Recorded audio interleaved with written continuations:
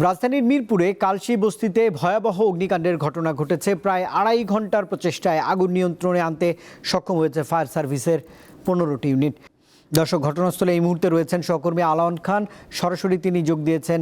আলোয়ান, আসলে জানতে চাই যে আগুনের কি পরিস্থিতি এই মুহূর্তে? পুরোপুরি নিয়ন্ত্রণে তো আসার খবর পাওয়া গেছে, সূত্রপাত কিভাবে হলো, কেউ হতাহত রয়েছে কিনা, ফায়ার সার্ভিস আসলে সবশেষ কি আপডেট জানিয়েছে? রুবেদ, দেখতেই পাচ্ছেন এখনো ফ্লেমিং ধোঁয়া জ্বলছে, ধোঁয়া বের হচ্ছে। আগুন নিয়ন্ত্রণে এসেছে এরকমটা আমরা দেখতে পাচ্ছি, তবে ধোঁয়া এখন পর্যন্ত শেষ হয়নি, নিয়ন্ত্রণ আসেনি।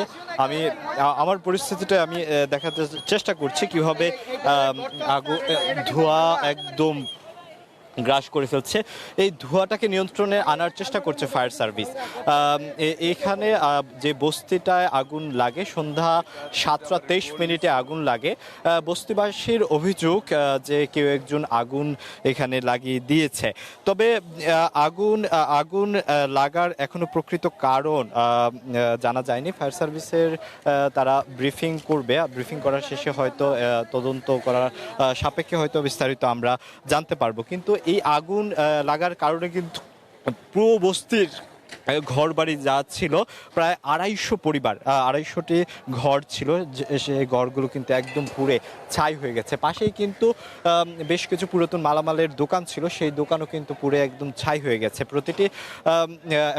প্রতিটি যে বাসী অথবা বাসিন্দা তারা কিন্তু দাবি করছে তাদের বিভিন্ন মালামাল ছিল, কোনো প্রকার মালামালাই কিন্তু তারা বের করতে পারেনি। তারা শুধু তাদের নিজের জীবনটি নিয়েই বের হয়ে গেছে।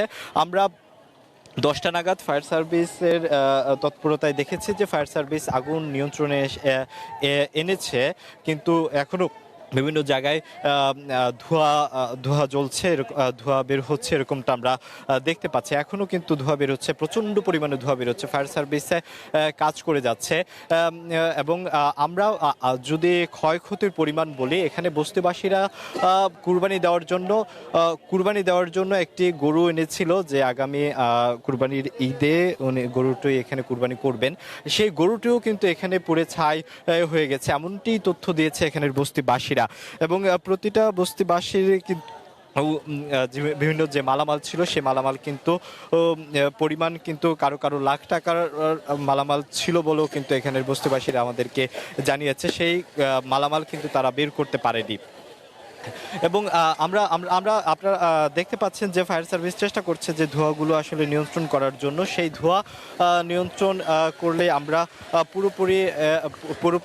পুরোপুরি এই আগুন আসলে নিয়ন্ত্রণে এসেছে এরকমটাই বলতে পারবো।